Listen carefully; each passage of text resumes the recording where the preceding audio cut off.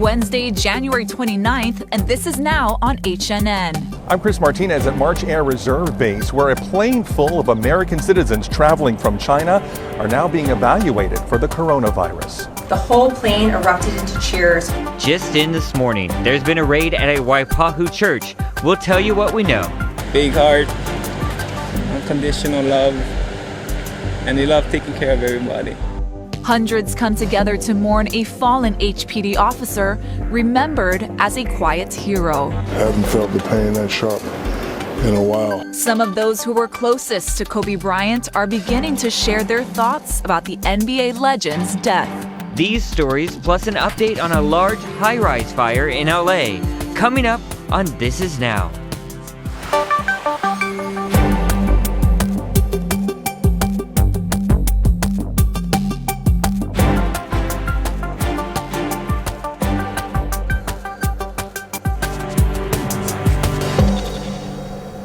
Good morning, everyone. I'm Jonathan, your director-producer here on This Is Now, alongside Ashley. We've got so much news to get to today, but we're going to start like we did yesterday with the latest on the virus that everyone is talking about. Right, so the plane evacuating Americans from Wuhan, China, landed at a military base in Southern California. The city they left is ground zero for the coronavirus outbreak, and now some airlines are canceling flights to and from China. Chris Martinez has the latest from Los Angeles.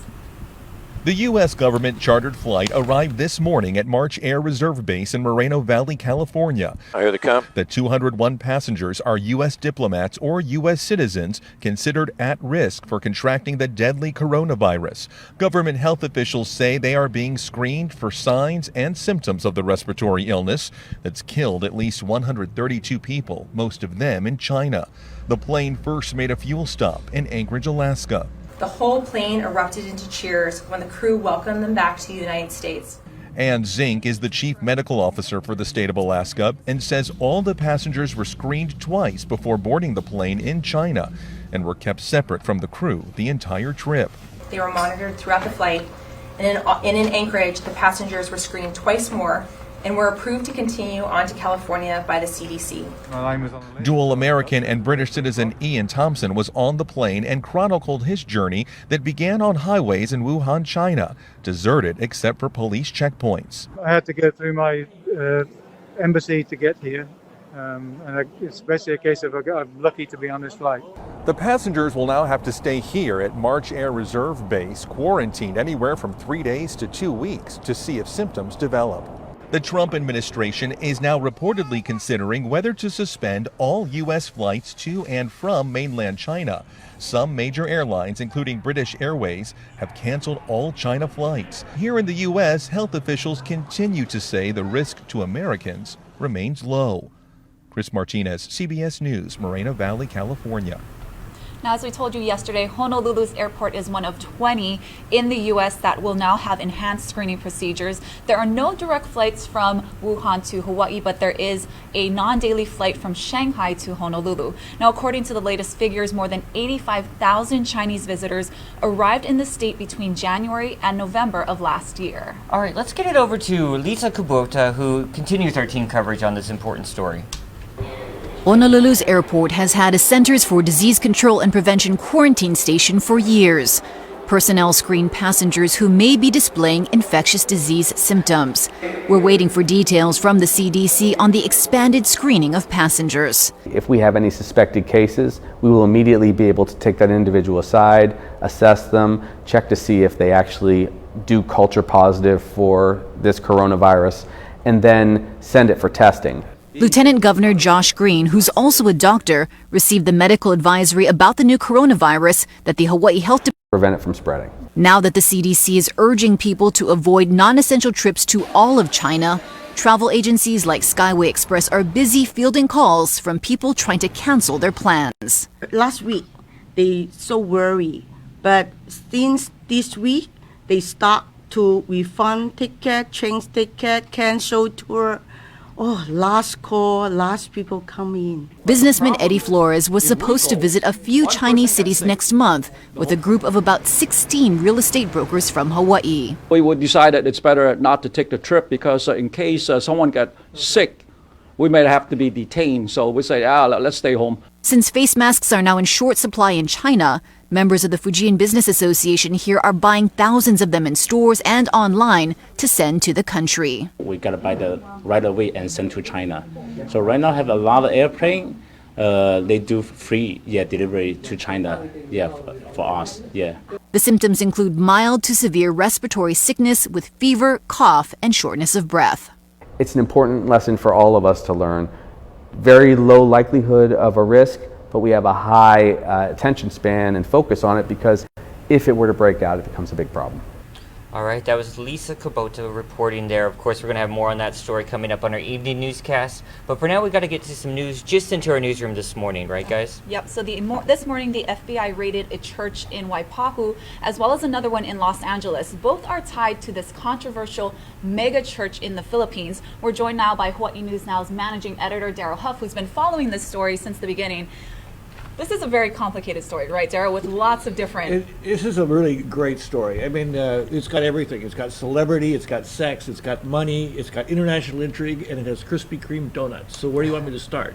Why not start with donuts? Okay, so a couple years ago, we were starting to get complaints about aggressive fundraising in parking lots and stuff, especially West Oahu, where these young Filipina were going out and selling baked goods mostly. And they were selling it for a organization called the Children's Joy Foundation, which is a real organization, which is run by this huge megachurch out of the Philippines, run by a pastor named Apollo Quilaboy.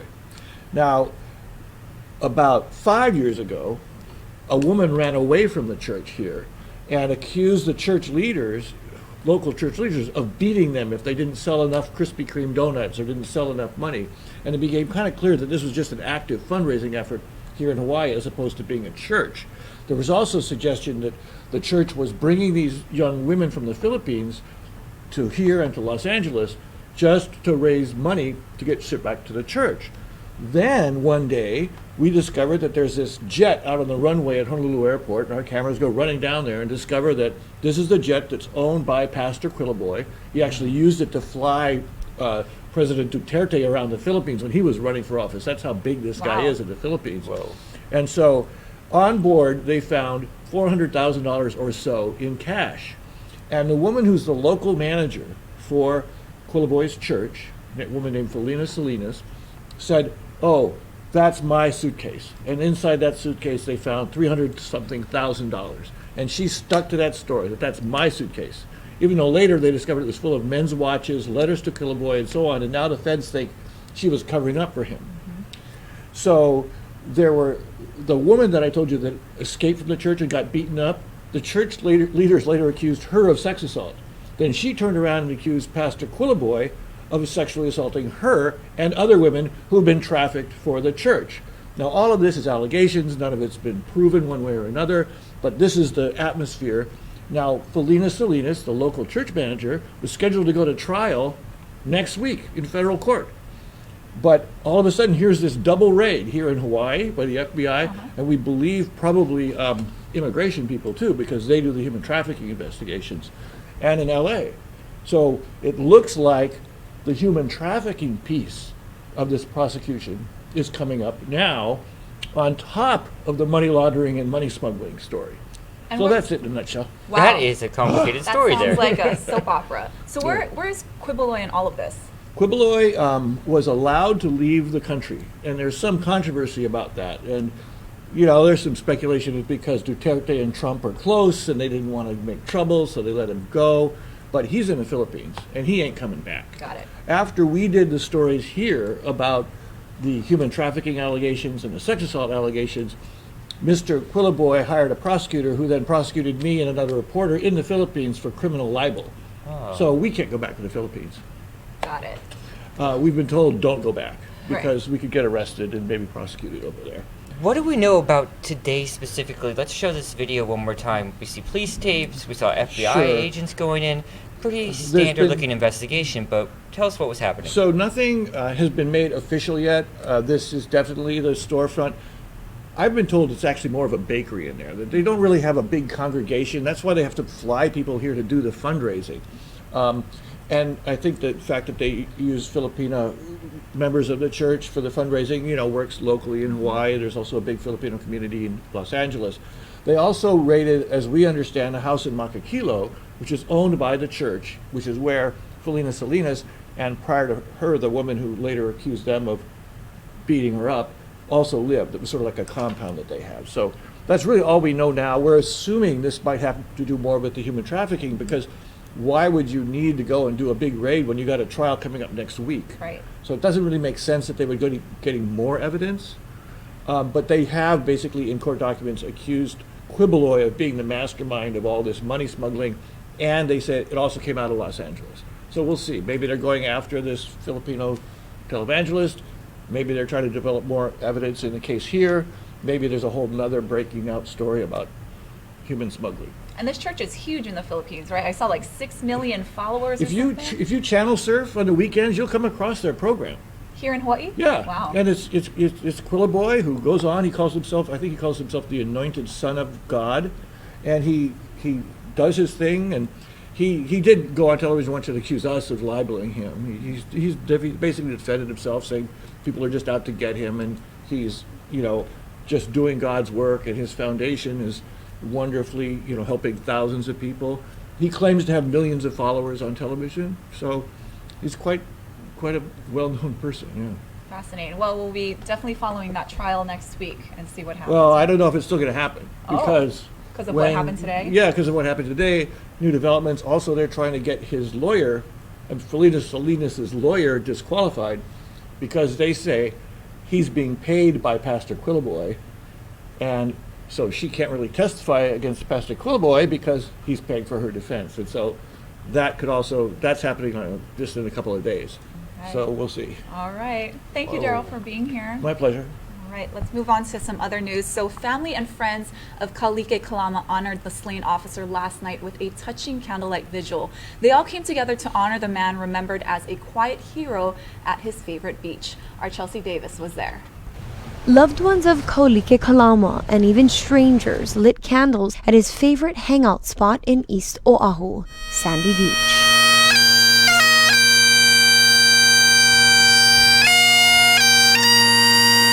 They paid tribute to the Honolulu police officer known as KK, who was fatally shot when he rushed to help fellow officer Tiffany Enriquez, who had been gunned down at Diamond Head. KK had the composure and presence of mind to reassure another officer who was there. He didn't really know that other officer. He didn't know him too well. They worked in different districts. But Officer Kalike Kalama told him, "Don't worry, bro.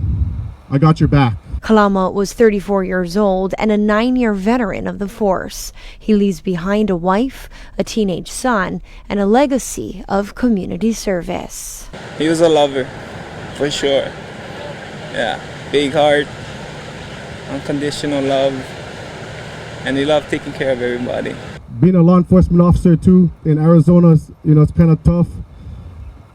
Listening to our last name on the news and just hearing the stories is so sad. But putting on this uniform will be even more special now, because every time I see my name tag, Kate Kalama, I think of him. Meanwhile, at the neighborhood where the violence exploded 9 days ago, another memorial brought together the rescuers who saved Gisela Riccardi King when she was attacked by her housemate. Can I give you a hug? I'm glad you're okay. I'm so glad that she's fine. She's doing fine and recovering. I lost my friend. We lost 2 officers. Unfortunately, I have every day that on my mind. But also, I'm so grateful. I only saw a lot of miracles happen for us to be alive. Back at Sandy's, a difficult acknowledgement that officers put their lives on the line every day they go to work. On that Sunday morning, KK went. He never wavered, and that is what heroes do. And that was our Chelsea Davis reporting. Meanwhile, funeral services for the other officer killed, Tiffany Enriquez, will be held tomorrow morning at Diamond Head Memorial Park. Visitation begins at 8:30 with the service starting at 10. All right, everyone's still talking about the death of Kobe Bryant, and we heard from some really big names yesterday coming out and giving their condolences. So the Los Angeles County coroner says all 9 victims from the helicopter crash have now been recovered and 4 have been positively identified, including Bryant. The youngest victims were just 13 years old. Investigators are still examining debris, new video evidence, and conducting interviews to find out what caused the crash. Here's Danya Bacchus. Investigators are taking a close look at video of Kobe Bryant's chopper just minutes before it went down. It appears to show the chopper circling near Burbank Airport. In its final 12 seconds of flight, the helicopter banked left and abruptly descended, falling up to 5,000 feet per minute. Its last recorded speed was about 184 miles per hour. And this is a pretty steep descent at high speed, so it wouldn't be a normal landing speed. The NTSB says it has wrapped up its investigation at the crash site. An iPad and cell phone found at the scene will be examined in Washington, D.C. A preliminary report will be released in about 10 days. It's not going to contain any safety recommendations or a probable cause, but it's going to provide some factual information. At the Staples Center, where Bryant played for the Lakers, the makeshift memorial is growing by the day. There's a lot of crying, a lot of emotion, and it's just disbelief. The Lakers game was postponed last night, but NBA broadcaster TNT aired a tribute from inside the arena. Haven't felt the pain that sharp in a while. It was sort of like a triple stabbing to the heart. Emotions also ran high as the Orange Coast College baseball team held their season opener without their coach, John Altobelli, who died alongside his wife and daughter. I know that he's proud of our guys for being out here today, and we're going to do the best we can to honor him in everything we do moving forward. A public memorial service to honor Bryant, his 13-year-old daughter Gianna, and the 7 other victims is being planned. Danya Bacchus, CBS News, Los Angeles. And also in Los Angeles, firefighters rescued terrified residents from the rooftop of a 25-story high-rise apartment building where a fire broke out on the 6th floor balcony and sent choking smoke billowing through the upper levels. One person was critically injured. Officials say early reports that some people may have jumped were not true. Some people who fled to the roof of the building were rescued by helicopters. 2 people were taken to hospitals and 6 others had smoke inhalation. The fire chief has deemed the blaze suspicious. And for our podcast listeners, we're looking at video of exactly what Ashley described. We saw the helicopter rescues taking place, and we just see some large flames billowing out of one of those apartments and the smoke just stretching up to the units above. It took a little while for that to get under control, but glad to hear it is. Hopefully the best for that one person recovering from those critical injuries. Moving on, here at home, we had some mess on the highway earlier. A semi-truck struck a guardrail and ended up on its side off the H3 freeway this morning. The incident happened around 8 a.m. between the Like Highway exit and the Hospital Rock Tunnel. Crews had to shut down the left lane in both directions of the H3. It's unknown if there were any injuries. All right, let's move on to weather. Let's check outside. You know what? I hear there's a little change in the works. Let's check out with Guy Hoggy for the latest on that. How's it on this Wednesday? I'm Guy Hoggy with your HawaiiNewsNow.com forecast. You can see there's a cold front approaching. The front is actually here. Ahead of it, we got some bands of clouds that will increase the cloud cover for Kauai and Oahu today. We're not expecting an increase in showers until probably tomorrow when that front moves in towards Kauai and Oahu. This morning, we do have a few light showers moving into a handful of windward areas, but those showers are of the light variety. Well, they won't amount to very much. And the winds are soft and scrambled. They will be light and variable through tomorrow. A big change will happen once that front moves through. On Friday, trade winds will come in. It's going to be a little bit breezy for a couple of days after that. But for today, we've got light winds, partly cloudy skies as that front clouds ahead of that front move in over Kauai and Oahu. We could see some afternoon showers for a handful of leeward spots like Ulupalakua as well as Kona. High temperatures running into the low 80s. Now the surf is on the rise. High surf advisory posted. The Volcom Pipe Pro is on today in spectacular conditions, rising throughout the day, 14 to 18 feet. It's going to be big down on the west side as well, and another bigger swell is due on Friday, and that's going to have more of a northerly direction. So partly cloudy to mostly cloudy skies through tomorrow. We're expecting a fair bit of sunshine for the leeward sides, and then we'll see a few more showers as that cold front moves through Friday and Saturday with some brisk and breezy winds until Sunday. Keep it here on Hawaii News Now. We'll have all your severe weather updates. You ready for the Super Bowl? I know. Well, I'm working that day, so. Oh, and you just got a new TV, though. I did. 75-inch TV. I heard about that. Yeah, so apparently the week before the Super Bowl is a very popular time to buy a new TV, and prices always drop before the big game. So this report comes to us from Kara Suboy, and she has some tips on how you may score the right one. TV buying options seem to be endless, from 8K to OLED and plenty of high-tech models in between. David, it seems like shopping for TVs has gotten more complicated than ever. Yes. Yeah, the issue is that these guys have these TVs they need to sell. They got new technologies to package them in, so they keep inventing new words because it sounds futuristic. CNET senior editor David Katzmeyer says it's not always a good idea to go with the latest technology. He says 8K offers an amazing image, but can cost up to 3 times more than a 4K TV. And it's hard to find 8K content. There's no 8K broadcasts out there. 8K streaming really hasn't taken off yet. Katzmeyer says the LG OLED TVs are a good option. So these OLED TVs, organic light-emitting diode TVs, have the best picture quality on the market. The 77-inch LG OLED sells for around $4,300. If you want a large TV for much less, his pick for the big game is the 75-inch TCL 6 series with a price tag of about $1,400. The smaller 55-inch sells for $500. This TV has very good video quality. If you're waiting to buy and money is no object, there's plenty of new tech coming soon. Samsung has micro LED, allowing customers to build their own TV with panels. One called The Wall spans a massive 292 inches. And how about a flexible TV? This LG rolls out of a small cabinet. It will be available later this year and is expected to cost a whopping $60,000. I'm CNET's Kara Suboy for CBS News, Las Vegas. Okay, I'm a big Jeopardy fan, and we'll tell you why Daryl's here in just a second, but we posted this story on our app. I'm sneaking this story in our show. That is the contestant from here that's going to appear on Jeopardy. He's my neighbor. Is it really? Makakilo. I mean, it's a big place. But. Oh, well, hopefully you have some luck and you can go hit him up for some cash later today, Daryl. Yeah, his name is Joshua Swigger, and he took the online Jeopardy test 3 times and then was invited to an audition in LA and got picked to compete 3 weeks later. So he will be on representing the Aloha State today.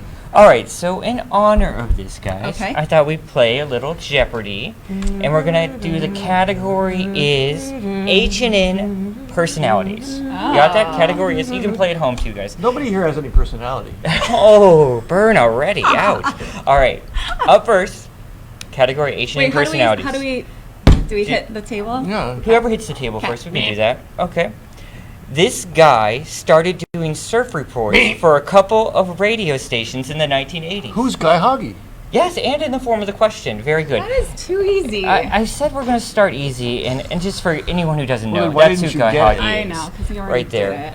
But started doing surf reports in the 1980s. I didn't know that's where he got his start. Well, Ash wasn't around in the 1980s, so. Ooh, just delivering them today, Daryl. It's your last time on this show, Daryl. Let's see how I'm heartbroken. he does now. She had Johns in Boise, Kansas City, and Dallas. Oh! Who's Lynn Kawano? And ding, ding, ding, ding, ding! I knew that! Okay, I'm being It a is smarty Lynn pants Kawano. now. I'll slow down a bit, just to. You know, actually in real Jeopardy, you can't hit the buzzer until the question is read. Oh. But Really? that's the rule. And that's why everyone always complains that the buzzer is really tricky on Jeopardy. Okay. Interesting fact. But we can play your rules. I've been All right. trained. Next one. Category is H&N personalities. This hard news reporter worked at the Sacramento Bee. Oh. Rick Daysog. Who is Rick Daysog? Who is Rick Daysog? Oops, that's not Rick Daysog. He wishes it was Rick. But that's Rick Daysog, folks. We love Rick Daysog. All right, 2-1, 2-1. Hope you guys at home are playing along. All right, next one. This is a long one. This adventurer's most memorable adventures include rock climbing a 600-foot cliff at Yosemite, atop the Half Dome, snorkeling the Great Barrier Reef, and whitewater rapids rafting in New Zealand. I think I know. Who? Jen Robbins. Ding, ding, ding, ding, ding. And unfortunately, we couldn't find an HD picture of Tin Robbins, but that is correct. I didn't know that. You She's guys are good. amazing. So Yeah. she actually, you know the Kalalau Trail on Kauai? So people usually do they camp several days. She did that as a day hike. She's insane. She's amazing. She's a trooper and a great mom, too. All right. You're tied up, guys. So we have 2 more questions in this category. In September of 1970, he was about to be a high school senior and wanted to be a DJ. So he went to a radio station begging for a job. There's only one person this could possibly be. All right, Daryl, It's not me. It's Howard Dykes. Correct! Oh, I was not going to say Howard. Oh, really? No. I thought that was going to be tricky. I thought you guys might That's go Billy strictly B. an age I was going to go question. Jim Mendoza. Oh, yeah, there's some options. Jim He Mendoza has is the beautiful radio voice. But he's also like 10 years younger. Oh, Oh, sorry. there's whispering going. No cheating, guys. Sorry. All right, last question. Daryl's up 1.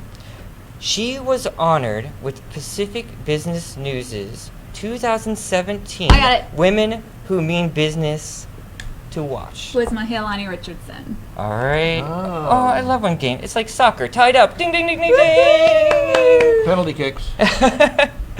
All right, that was our Jeopardy game, guys. Wait, It's tied. I didn't we're make any tied, more though. questions. I didn't make any questions. Good job. Sometimes We it's need fine. We didn't do a final Jeopardy. I know. Participation trophy. To be continued tomorrow. We've had a couple Jeopardy stories on this show. I got work to do. I don't know. I All guess right. we should do. We got to wrap it up for today, guys. Let's take you outside. Beautiful day. I love seeing those blue skies. I'm off for a few days. We'll be back here soon. Bye-bye.